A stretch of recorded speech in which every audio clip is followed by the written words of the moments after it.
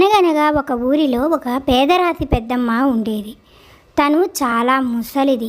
పైగా తనకి పిల్లలు కూడా లేరు. కానీ తను పిల్లల్ని పెంచాలి, పెద్ద చెయ్యాలి అనే ఆశ మాత్రం ఆ పేదరాతి పెద్దమ్మకు ఎంతో ఉండేది.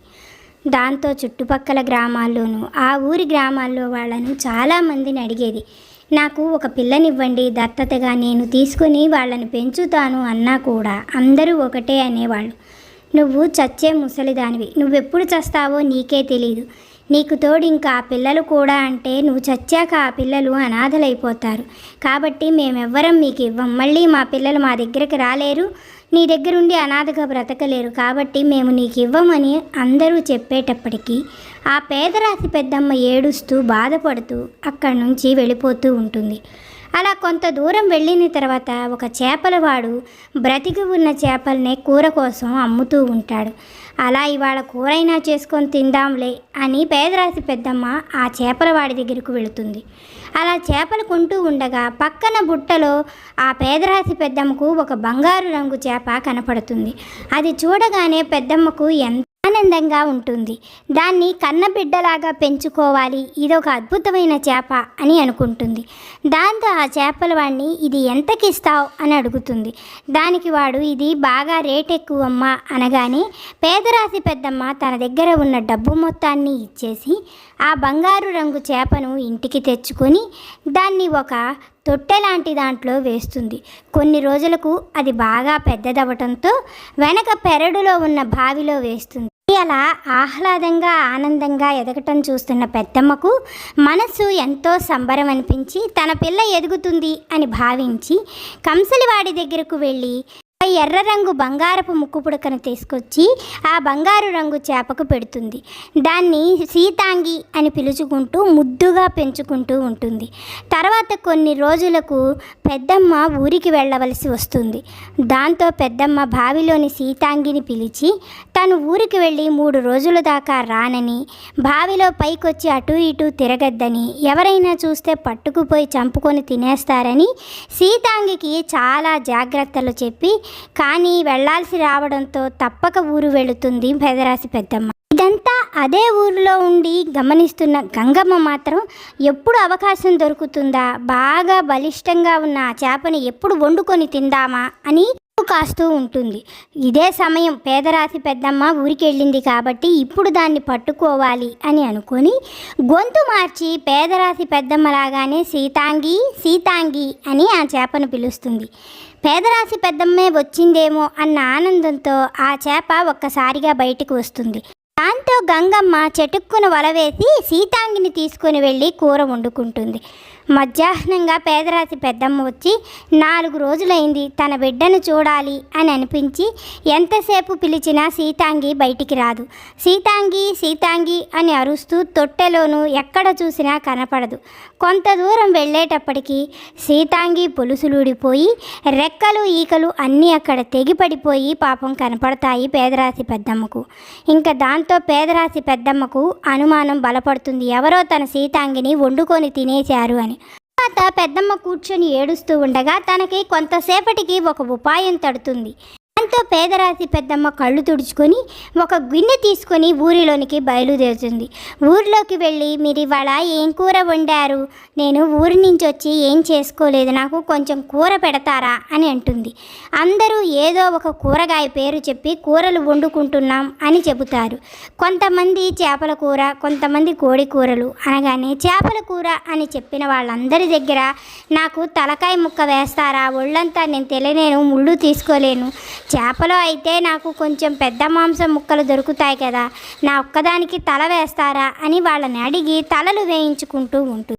ఊరంతా తిరుగుతూ గంగమ్మ దగ్గరకు కూడా వచ్చి ఇవాళ మీదేం కూర అనగానే మా ఆయన సంత నుంచి చేపలు తీసుకొని వచ్చాడు, చేపలు వండాను పెద్దమ్మ అని చెప్పటంతో నాకొక్క తలకాయ వేస్తావా అని అడుగుతుంది. సరే పోనీ దాని చేపే కదా, అది కూడా తిని తృప్తి పడుతుందిలే, దానికేం తెలుసా పెట్టా అని అనుకొని ఒక చేప తలకాయను తీసుకొచ్చి పేదరాతి పెద్దమ్మకు ఇస్తుంది గంగమ్మ.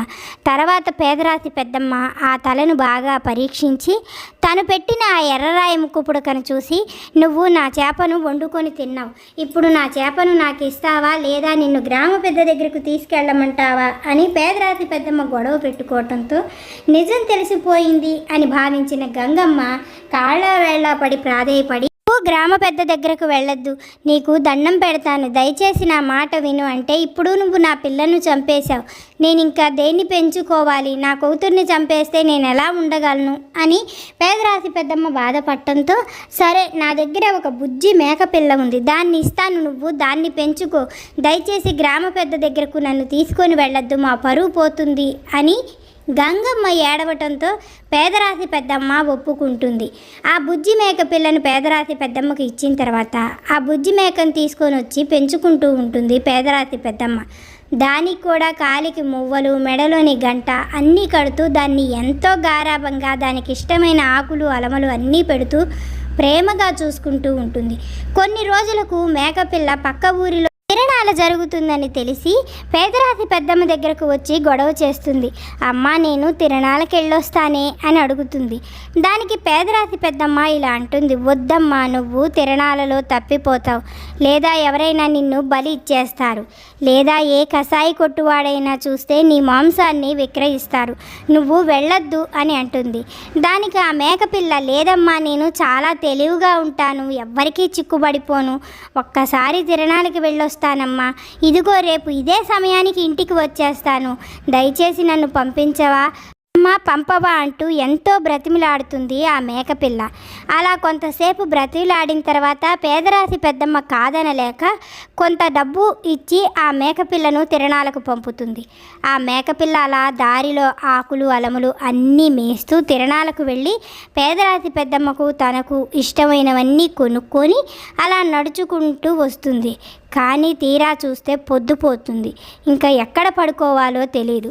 ఇంతలో ఒక బంగారపు కొట్టు వ్యాపారి అక్కడ కొట్టు కట్టేయబోతూ ఉంటే అతని దగ్గరకు వెళ్ళి, వాన వస్తున్నది, నేను మా ఊరికి కూడా వెళ్ళలేకపోతున్నాను, పొద్దుపోయింది, దయచేసి నాకు ఈ రాత్రికి మీరు అవకాశాన్ని ఇస్తారా, ఇక్కడ పడుకొని తెల్లవారుగానే వెళ్ళిపోతాను అనగానే ఆ మేకను చూసి ఆ బంగారపు కొట్టువాడికి కూడా జాలనిపించి, సరే పడుకో, తెల్లవారుజాము లేవగానే వెళ్ళిపోవాలి అని అంటాడు. దాంతో అది అక్కడే పడుకొని తెల్లవారులు దానికి ఆకలి తీరక అక్కడున్న ముత్యాలు వజ్రాలు అన్నీ మింగుతుంది. దాంతో పొట్టంతా బాగా లావైపోతుంది. తెల్లవారగానే ఆ బంగారం వ్యాపారికి తెలివిగా వెళ్ళొస్తాను అని చెప్పేసి ఆ మేక అక్కడి నుంచి వెళ్ళిపోయి ఇల్లిగా నడుచుకుంటూ పేదరాతి పెద్దమ్మ దగ్గరకు వస్తుంది.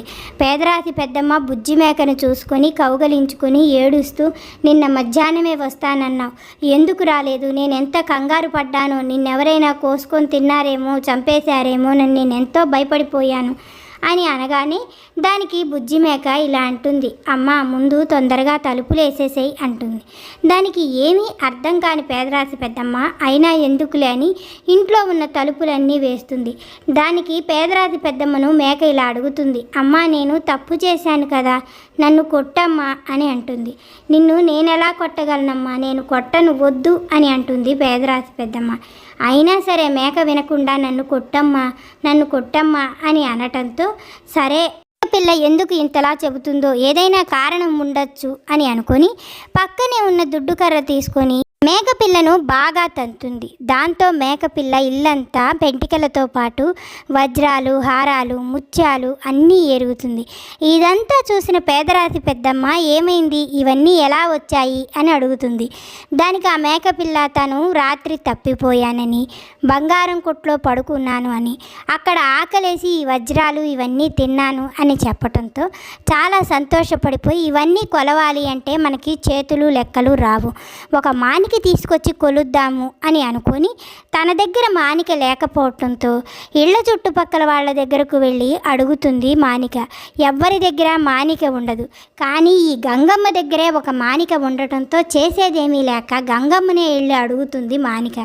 ఈ ముసల్దాన్ దగ్గర తినటానికే తిండి లేదు, మాణికలతో కొలిచేంత ధనం ఉందా అని అనుకొని అయినా ఎందుకైనా మంచిదని మాణికకు కొంచెం చింతపండుని అతికించి కనపడకుండా పేదరాశి పెద్దమ్మకు ఇస్తుంది. అదేమీ తెలియని పేదరాశి పెద్దమ్మ ఆ మాణికను తీసుకుని వెళ్ళి వజ్రాలు ముత్యాలు అన్నీ కొలుచుకున్న తర్వాత ఆ చింతపండుకు ఒక వజ్రం అతుక్కుపోయి ఉంటుంది. అదేమీ చూసుకొని పెద్దమ్మ ఆ మాణికను తీసుకువెళ్ళి గంగమ్మకు ఇస్తుంది. గంగమ్మ దానిలో చేయి పెట్టి చూసి చింతపండుకు వజ్రం అతుక్కొని ఉండడంతో జరిగిందంతా గ్రహిస్తుంది. తర్వాత అయ్యో ఇంత తెలివైన మేకపిల్లను అనవసరంగా పేదరాశి పెద్దమ్మకు ఇచ్చేశానే అని అనుకొని అయినా నేను కుక్క పిల్లను పెంచుకుంటున్నానుగా, మేక అన్ని తినగలిగితే నా కుక్క ఎన్ని తినగలుగుతుందో అని జరిగిన విషయం మొత్తం గంగమ్మ కుక్కకి చెబుతుంది. దాంతో కుక్క కూడా అవును నేను వెళ్ళి తినొస్తాను, నీకెందుకు నువ్వు కంగారు పడకుండా ఉండమ్మా అని చెప్పి గంగమ్మ దగ్గరున్న కుక్క ఊరంతా తిరిగి పనికిరాని చెప్పులు పెంట పేడ అన్నీ తిని కడుపంతా ఉబ్బరం చేసుకుని ఇంటికి వస్తుంది. తలుపు వేసిన తర్వాత గంగమ్మను కుక్క ఇలా అడుగుతుంది, నన్ను కొట్టవా అమ్మా అని. దానికి గంగమ్మ వద్దమ్మా నేను నిన్ను కొట్టలేను అంటుంది. దానికి మళ్ళీ కుక్క కావాలని నన్ను కొట్టమ్మా అని ముద్దులాడుతుంది. మళ్ళీ గంగమ్మ నేను కొట్టలేనమ్మా అని అనటంతో నన్ను కొట్టలేకపోతే ఎట్లా అమ్మా, ముత్యాలు రత్నాలు రాలవు, నా మీద ప్రేమ చంపుకొని నన్ను కొట్టమ్మా అని అనటంతో ముత్యాల మీద ఉన్న ఆశతో గంగమ్మ పక్కనున్న దుడ్డు కర్ర తీసుకొని కుక్క నడ్డి మీద విరగదంతుంది. దాంతో కుక్క ఇల్లంతా ఏరిగి పెడుతుంది. గంగమ్మ ఆ ఇల్లంతా కడుక్కోలేక కుక్క పెంట వాసనతోనే చస్తుంది. తర్వాత గంగమ్మ ఆ కుక్క పెంటంతా కడుక్కొని నానా ఇబ్బందులు పడుతూ ఆ కుక్కను తరిమి కొడుతుంది. కానీ పేదరాశి పెద్దమ్మ దగ్గరున్న మేకపిల్ల మాత్రం రోజు రోజుకు చాలా తెలివిగా తయారవుతూ పెద్దమ్మకు అన్నీ కలిసొచ్చే పనులు చేస్తుంది. ఆ రోజు నుంచి గంగమ్మ మాత్రం కుక్క పిల్లల్ని వేటిని పెంచుకోకుండా తగు జాగ్రత్తగా ఉంటుంది.